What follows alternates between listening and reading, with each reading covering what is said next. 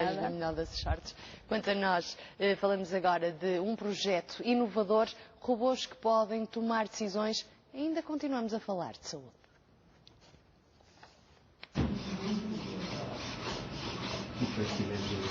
São robôs capazes de tomar decisões, com uma programação original e inspirada no sistema nervoso humano, que confere ao robô capacidade de aprendizagem, de forma a não repetir erros. Locomoção adaptativa e inteligente é um projeto de alunos e professores de doutoramento do Departamento de Eletrónica Industrial da Universidade do Minho, que começou em 2010. O meu papel tem sido como poder expandir uma abordagem que nós temos para a locomoção, que é baseada em CPGs, não é? Os circuitos neuronais que estão na coluna vertebral, e a sua ligação com a informação sensorial e como é que essa informação sensorial modula a locomoção. E é isso que eu estou a explorar. Se repararem, o robô oscila lateralmente. E, tal como um humano não é tão fixo como um robô normal como nós estávamos a esperar, porque ele está a imitar, está inspirado na locomoção humanoide. O projeto é considerado inovador por utilizar técnicas inspiradas em sistemas biológicos. O resultado são robôs com movimentos mais naturais e com capacidade de se adaptarem ao meio em que se movem.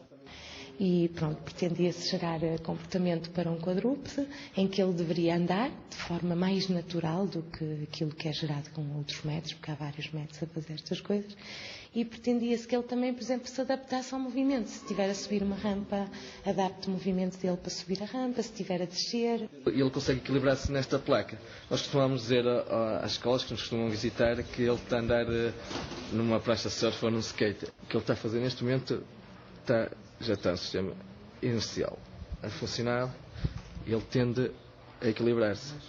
No futuro, a longo prazo, estas novas técnicas poderão vir a ser utilizadas para a criação de próteses artificiais mais naturais, contribuindo para a mobilidade de pessoas com membros amputados. Mas, até lá, existe ainda um longo caminho a percorrer. Isso seria um projeto de vida, não é? E esse é o nosso objetivo, mas não queremos enganar. Portanto, neste momento não temos nada em prótese. Nem era o nosso objetivo tê-lo, nem o do projeto. Né? A ideia foi ganhar conhecimento para depois expandir, quer aos humanoides, porque, por exemplo, há um sistema que são exoesqueletos, que são tipo fatos que se vestem, por exemplo, pessoas paraplégicas que vestem aqueles fatos e depois são capazes de andar. Há ainda pela frente um percurso de investigação para trilhar e não se sabe quando será possível que estas descobertas deem origem a produtos de mercado. O que é certo é que o projeto está já a dar cartas além fronteiras. Conseguimos uma expansão deste trabalho já com França, nomeadamente o ISIR em Paris, e que visa geração de movimento para humanoides mesmo. Portanto, nós trataremos da parte da locomoção e eles tratam da parte da integração das diversas componentes do corpo. O projeto de locomoção adaptativa inteligente é financiado pela Fundação para a Ciência e Tecnologia, no valor de 200 mil euros. Seja bem-vindo à terceira e última parte do Mentes que Brilham. Voltamos a falar de saúde. Tempo agora de conhecermos um estudo, uma investigação que traz novas perspectivas no tratamento de doenças como o cancro ou o Parkinson. A minha convidada nesta terceira parte do Mentes que Brilham, a investigadora Sandra Paiva, da Escola de Ciências da Universidade do Minho e coordenadora do projeto. Agradeço a presença no Mentes que Brilham. Este é um estudo que descobriu uma molécula envolvida no processo de destruição de proteínas na célula. De uma forma mais simples, queria que me explicasse este estudo. Boa noite e obrigada desde já pelo convite. É um prazer estar aqui hoje a falar sobretudo de ciência. Eu vou falar um bocadinho de uma das nossas linhas de investigação. Portanto, nós estamos interessados no estudo de um dos processos básicos da célula, que é o processo do tráfego das proteínas, ou seja, como é que as proteínas vão de um destino para o outro, o que sinais é que são necessários para promover essa movimentação das proteínas. E a célula, nós temos trilhões de células no nosso organismo, cada célula é delimitada por uma membrana e à superfície de cada célula existem proteínas com funções diferentes. Nós estamos interessadas num grupo particular de proteínas, que são transportadores, que promovem a entrada de nutrientes para a célula. E o que nós realmente verificamos é que, por exemplo, se existe açúcar no meio, é necessário haver uma proteína que promove a entrada desse mesmo açúcar, um transportador que promove a entrada do açúcar. Se o açúcar desaparece, por exemplo, é necessário, essa proteína tem que sair e dar lugar a uma outra proteína. O que é que nós descobrimos? Descobrimos uma molécula-chave que não é mais que uma proteína em si também, que está envolvida num processo de destruição desses mesmos transportadores na célula e funciona como uma estafeta que, no fundo, sente essas alterações nutricionais e dá o sinal para a destruição desses mesmos transportadores. De que forma é que este estudo ou esta investigação pode ajudar no tratamento de doenças, nomeadamente neurodegenerativas? Bom, o que acontece é que quando estes processos de degradação de proteínas não estão operacionais, podem surgir uma série de doenças, nomeadamente essas doenças neurodegenerativas e cancro e outras doenças. Precisamente porque, por exemplo, no caso do cancro, o que acontece é que são células que são metabolicamente muito ativas e células que precisam de muita energia. Precisam de muita energia e, portanto, precisam de ter à sua superfície os tais transportadores, muitos transportadores para permitir a tal entrada dos nutrientes.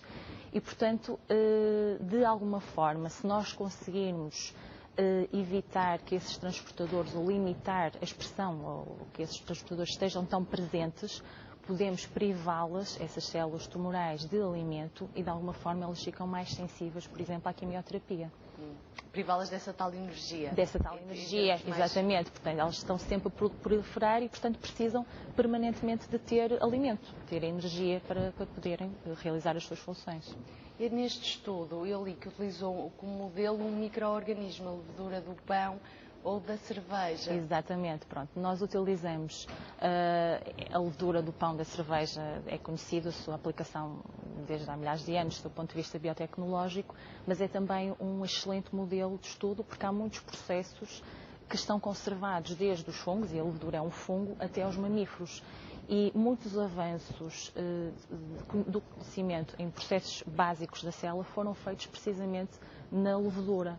E, portanto, é um micro-organismo, é muito fácil de crescer em laboratório, é muito fácil de manipular, há imensas ferramentas genéticas disponíveis. A levedura tem cerca de 6.000 genes, nós temos 20 e tal mil genes, e muitos dos genes que existem na levedura são semelhantes com alguns dos genes que nós temos também. E, portanto, utilizamos a levedura como modelo de estudo e foi aí que foi descoberta esta tal molécula e, portanto, daí a inovação e o facto de termos relacionado pela primeira vez dois processos fundamentais na célula, que é o processo de sinalização e o processo de degradação das proteínas, é que depois resultou no trabalho que foi publicado recentemente. Mais uma vez falamos de ciência feita a nível internacional, não é? Esta investigação foi feita em conjunto com investigadores franceses e espanhóis. Exatamente, exatamente. Isto resultou precisamente numa colaboração internacional com a Universidade de Paris e com a Universidade de Madrid e, portanto, foi um trabalho, realmente um trabalho de equipa que envolveu alunos de doutoramento e os investigadores também. Um estudo e uma investigação que já foi publicada numa revista de renome. Eu sei que também tem já vários artigos publicados em revistas internacionais. Pergunto-lhe, já fiz esta pergunta aqui hoje, se há um reconhecimento internacional do trabalho feito pelos cientistas portugueses, na sua opinião? Eu considero que sim. Este trabalho também teve um prémio de uma revista muito conceituada, que foi a Nature Cell Biology, recebeu um dos melhores postas de 2011, peço desculpa. Relativamente aos cientistas portugueses, eu acho que sim, portanto, é sabido o investimento enorme que tem sido feito em ciência nos últimos 10, 20 anos. Eu acredito que vai continuar, pelo menos essa é a minha esperança. E há muita investigação de muito boa qualidade em Portugal, em primeiro lugar, portanto, há muitos cientistas portugueses que fazem investigação de excelência em Portugal, mas também lá fora, muitos que estão no estrangeiro. Eu tive ainda há pouco tempo num workshop em Cambridge, onde conheci, que foi organizado pela PARSUC, que é uma organização de estudantes e de investigadores no Reino Unido, também há uma equivalente nos Estados Unidos, que é a PAPS, e para mim foi um orgulho enorme ver portugueses a dar cartas lá fora, a fazer ciência ao mais alto nível. Alguns estão lá já como investigadores, outros como professores, como docentes. E, portanto, o que importa não é os portugueses se estão lá fora ou se estão cá em Portugal. É importante ver, continuar a manter os bons cientistas que estão em Portugal, que fazem investigação de excelência, por um lado, e, por outro lado, manter as condições para eles ficarem e para atrair também outros que queiram vir também. Eu não posso resistir a lhe perguntar, até de certa forma a conversa desviou-se. Acha que em tempos de crise, de contenção, poderá estar em risco a continuidade da ciência, não digo a 100%, digamos assim, mas poderemos perder um pouco, digamos, o caminho que já fizemos até agora? Eu tendo a ser otimista, eu acredito que não, sobretudo parece um pouco contraditório porque estamos em uma situação difícil e fala-se muito da crise, mas eu acho que é precisamente nesta conjuntura que as pessoas devem perceber o real valor da ciência e isto é um lugar comum dizer-se, mas eu penso que nunca é demais dizê-lo, que de facto a ciência está na base de todo o desenvolvimento tecnológico e, por sua vez, portanto, no progresso económico de todos os países. E, portanto, eu quero acreditar que não, eu quero acreditar que o investimento em ciência se vai manter precisamente nesta conjuntura, porque penso que será a única forma de nos conseguir fazer ultrapassar esta situação. E também, já aqui falamos muito hoje também de investigação internacional. Acha que, por exemplo, em tempos de crise, é uma mais-valia apostar em concursos internacionais que, à partida, têm uma duração maior, em investigação feita em parceria, cá está mais uma vez, com outros centros de investigação de outros países, apostar na investigação em concursos internacionais com mais duração, com mais financiamento? Também passa por aí Eu penso que sim. Isto é uma dificuldade, mas também um desafio. Penso que é também um desafio que nós temos frequentemente, que é sempre tentar captar financiamento. Eu estou no Centro de Biologia Molecular e Ambiental da Escola de Ciências da Universidade do Minho, que nos oferece as condições e os meios para podermos desenvolver a nossa investigação, mas temos sempre a preocupação de estar permanentemente a escrever projetos onde temos que dizer sempre o que é que vamos fazer, que dinheiro é que vamos gastar. Neste momento está a decorrer um concurso a nível nacional, mas nós temos realmente que pensar que não nos podemos limitar a pedir financiamento a nível nacional. Temos realmente, como sugeriu e como bem disse, de ser mais ambiciosos e ir a projetos europeus, e há realmente é uma limitação ainda em Portugal. Há poucos projetos europeus a serem financiados, a serem captados para Portugal, muitas vezes porque os portugueses, por causa muitas vezes da burocracia, não arriscam tanto e devemos fazê-lo, sem dúvida nenhuma, com sempre ter em mente estas parcerias internacionais que valorizam muitíssimo sempre o trabalho que depois vai ser desenvolvido.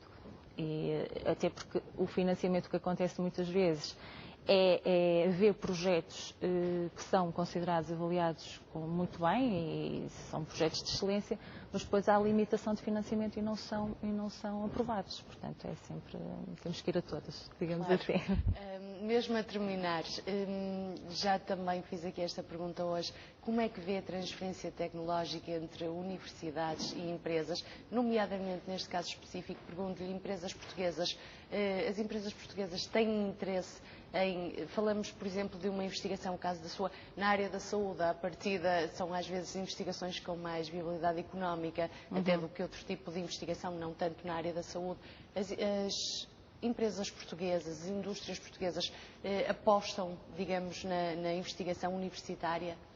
Ou ainda há um caminho ainda haverá um caminho a percorrer. Na Universidade de Minho nós temos um gabinete de transferência de tecnologia, que é a TecMinho, que está muito interessado nesta transferência, nesta investigação de translação. Se bem que nós temos sempre que pensar, não gosto muito de fazer esta divisão entre a investigação fundamental e a investigação aplicada. Acho que há a investigação de qualidade e isso é o mais importante. Mas, de facto, nós na Universidade de Minho temos esse gabinete e que isto também depois reflete-se no número de patentes, no número de startups, no número de colaborações com a indústria que existem. E eu acho que tem que haver um esforço de ambas as partes. Por um lado, das empresas de tentar perceber realmente que só contratando pessoas altamente qualificadas é que conseguem dar o salto para produtos com mais inovação, com mais valor. E as próprias universidades têm que também mostrar aquilo que fazem e de uma maneira e dar a conhecer a sua investigação, e daí estes programas também serem tão importantes também nesse sentido. Doutora Sandra Paiva, agradeço a presença no Mentes que Brilham. Obrigada. Nós terminamos por aqui, já sabe, voltamos na próxima quarta-feira com mais investigação às 20h.